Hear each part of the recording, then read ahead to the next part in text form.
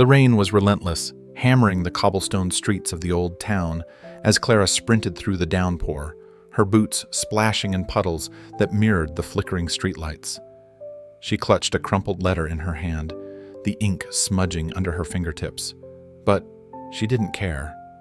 The words on that page had set her heart racing faster than her legs could carry her. "Meet me at the clock tower at midnight," it read, unsigned, slipped under her apartment door an hour ago. Who could it be?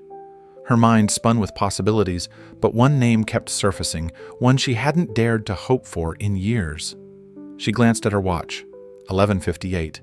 2 minutes to find out if her heart was about to be broken or mended. Clara had always been the cautious type, the one who planned her days down to the minute, who never took risks without a safety net. Growing up in this sleepy coastal town, she dreamed of adventure, but settled for stability. A quiet job at the library, a small circle of friends, a life that felt safe but achingly predictable.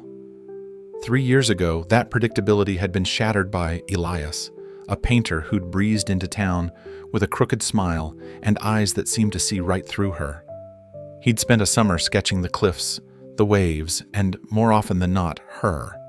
They'd talk for hours, her laughter mingling with the crash of the sea, his wild ideas pulling her out of her shell.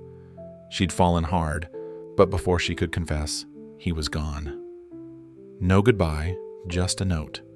"The world's calling. I have to answer." She hadn't heard from him since.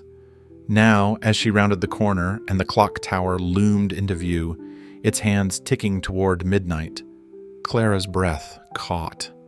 A figure stood beneath the tower, half hidden in the shadows, a hood pulled low against the rain. Her heart pounded. Was it him? Or was this some cruel trick, a ghost from her past conjured by her own longing? She slowed, her boots scraping the wet stone, and called out, her voice trembling but firm. "Elias?" The figure turned and the hood fell back. It was him. Older, his jaw sharper, his eyes carrying a weight she didn't remember, but unmistakably Elias. He stepped forward, rain dripping from his hair, and for a moment, neither spoke. The clock struck midnight, its chimes echoing through the storm, and Clara felt time itself hold its breath. "You came," he said, his voice low, almost disbelieving. "I wasn't sure you would." "Why now?" she demanded, the hurt of 3 years spilling into her words. "You left without a word, Elias. You broke me." Her voice cracked, but she held his gaze, refusing to look away. He winced, as if her words were a physical blow, and took a step closer. "I know," he said. "I was a coward. I thought I needed to chase my dreams alone, that love would tie me down. But every city, every canvas, it was empty without you. I came back because I couldn't run from this anymore. From us." Clara's chest tightened. She wanted to believe him, but trust was a fragile thing, and hers had been shattered. "How do I know you won't leave again?" she asked, her voice barely above a whisper. Elias reached into his coat and pulled out a small, rain-soaked sketchbook.